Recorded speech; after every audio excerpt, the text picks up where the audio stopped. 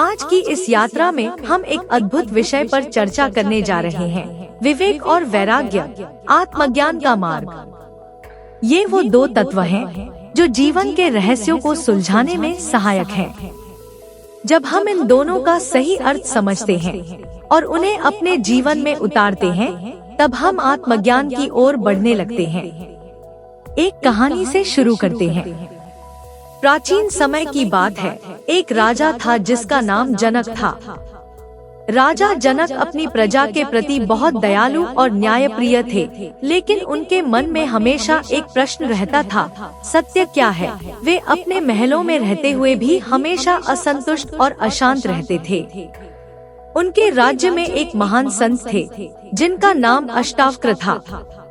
एक दिन राजा ने अष्टावक्र को अपने महल में बुलाया और उनसे पूछा, हे महात्मन, मुझे आत्मज्ञान का मार्ग बताइए। मैं जानना चाहता हूँ कि जीवन का परम सत्य क्या है। अष्टावक्र ने राजा से कहा, राजन, यदि आप सच में सत्य की खोज करना चाहते हैं, तो आपको पहले दो चीजों को अपने जीवन में स्थान देना होगा, विवेक और वैराग्य। राजा जनक ने उत्सुकता से पूछा, विवेक और वैराग्य क्या है, गुरुदेव? अष्टावक्र मुस्कुराए और बोले, विवेक वह दृष्टि है जो हमें सही और गलत का भेद करने की क्षमता देती है। यह वह शक्ति है जो हमें संसार की अस्थायी चीजों से दूर कर हमें आत्मा के स्थायी सत्य की ओर ले जाती है। विवेक और वैराग्य में क्या संबंध है? इसका उत्तर हमें समझना होगा। जब हमें विवेक मिलता है, तब हमें यह समझ में आता है कि संसार की वस्तुएं, सुख और दुख सब अस्थायी हैं। जब यह ज्ञान होता है, तो वैराग्य अपने आप आता है। वैराग्य वह अवस्था है जहां हम सांसारिक मोहमाया से अलग हो जाते हैं और आत्मा के सत्य में स्थिर हो जाते हैं। अब जरा सोचिए, यह दुनिया कितनी तेजी से बदल रही है। एक पल में हम खुश होते हैं, अगले ही पल दुखी। लेकिन जो बदलता है वह स्थायी नहीं हो सकता। तो विवेक हमें यह सिखाता है कि संसार की अस्थिरता को पहचान कर हम अपनी आत्मा की शांति की ओर ध्यान केंद्रित करें। एक और कहानी का उल्लेख करते हैं। प्राचीन भारत में एक संत हुआ करते थे जिनका नाम ऋषि वशिष्ठ था। एक दिन उनके पास उनके शिष्य राम आए और उन्होंने पूछा, गुरुदेव, इस संसार में इतना दुख क्यों है? मैं हमेशा इस संसार के दुखों से मुक्ति चाहता हूँ, लेकिन ये कभी समाप्त नहीं होते। ऋषि वशिष्ठ ने कहा, राम, संसार का दुख इसलिए है क्योंकि हम इसमें उलझे रहते हैं। हम अपनी पहचान को बाहरी चीजों से जोड़ते हैं। हमें विवेक की आवश्यकता है जो हमें यह सिखाए कि हमारी वास्तविक पहचान इस संसार के बाहर है, हमारी आत्मा में है। और जब हमें यह ज्ञान होता है, तो वैराग्य उत्पन्न होता है। वैराग्य का अर्थ यह नहीं है कि हमें संसार छोड़ना है, बल्कि इसका अर्थ यह है कि हमें संसार के प्रति अपनी आसक्ति छोड़नी है। विवेक और वैराग्य के बिना आत्मज्ञान संभव नहीं है। जब हम संसार की वस्तुओं से मोहित होते हैं, तब हम अपने वास्तविक स्वरूप से दूर हो जाते हैं। लेकिन जब हम विवेक का प्रयोग करते हैं, तब हमें समझ में आता है कि हमारी आत्मा ही हमारी वास्तविक पहचान है, न कि ये बाहरी वस्तुएं। यहाँ एक और महत्वपूर्ण बात है, हमें वैराग्य का सही अर्थ समझना चाहिए। कई लोग सोचते हैं कि वैराग्य का मतलब है सब कुछ त्याग देना, संसार से दूर भाग जाना। लेकिन ऐसा नहीं है। वैराग्य का वास्तविक अर्थ है संसार में रहते हुए अपने मन को संसार की चीजों से मुक्त करना।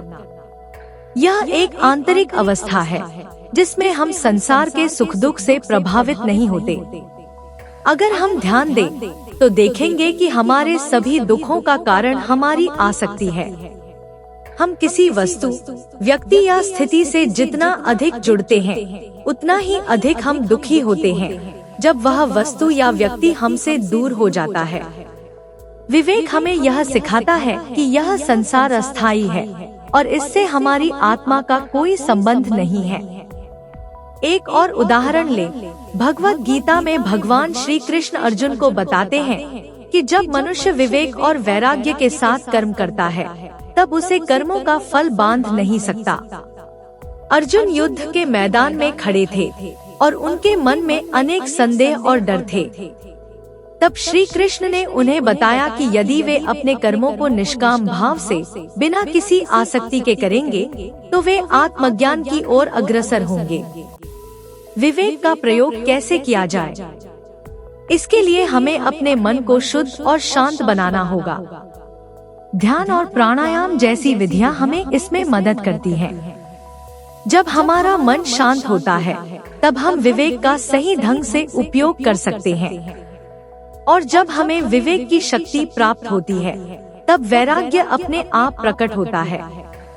यह भी ध्यान देने योग्य है कि वैराग्य का मतलब यह नहीं है कि हम जीवन का आनंद नहीं ले सकते, बल्कि इसका मतलब यह है कि हम जीवन के हर अनुभव को गहराई से जीते हैं, लेकिन उससे बंधते नहीं हैं। उदाहरण के तौर पर, जैसे एक कमल का फूल कीचड़ में रहता है लेकिन उससे अछूता रहता है, वैसे ही हमें संसार में रहते हुए उससे बंधे नहीं रहना चाहिए। अब प्रश्न उठता है कि आत्मज्ञान क्या है? आत्मज्ञान वह अवस्था है जहां हम यह समझ जाते हैं कि हम शरीर, मन या बुद्धि नहीं है। हम उस परमात्मा के अंश हैं जो शाश्वत है, अविनाशी है। आत्मज्ञान की यह यात्रा कठिन हो सकती है, लेकिन विवेक और वैराग्य इसके सबसे महत्वपूर्ण साधन है। एक और प्रेरणादायक कहानी का जिक्र करना चाहूंगी।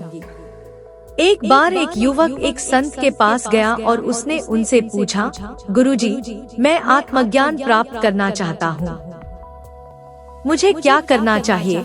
संत ने उसे एक कड़ा साधन बताया जो कई सालों तक चलने वाला था। युवक को समझ में नहीं आया कि यह इतना कठिन क्यों है। उसने संत से कहा, क्या आत्मज्ञान का कोई सरल मार्ग नहीं है? संत ने हंसकर कहा, बिल्कुल है। यदि तुम अपने जीवन में विवेक और वैराग्य को अपना लो तो आत्मज्ञान का मार्ग सरल हो जाएगा। युवक ने पूछा, लेकिन यह कैसे संभव है?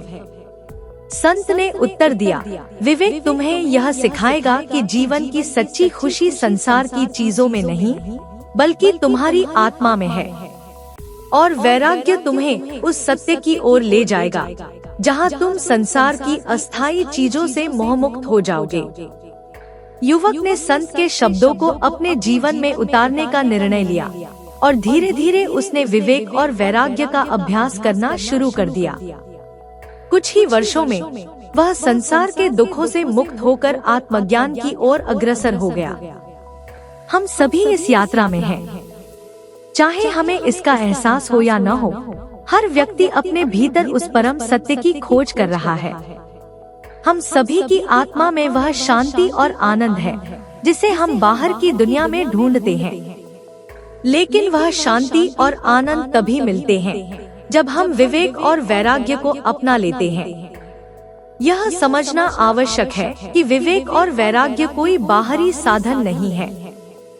ये हमारे भीतर की शक्तियाँ हैं जिन्हें हमें जागृत करना है।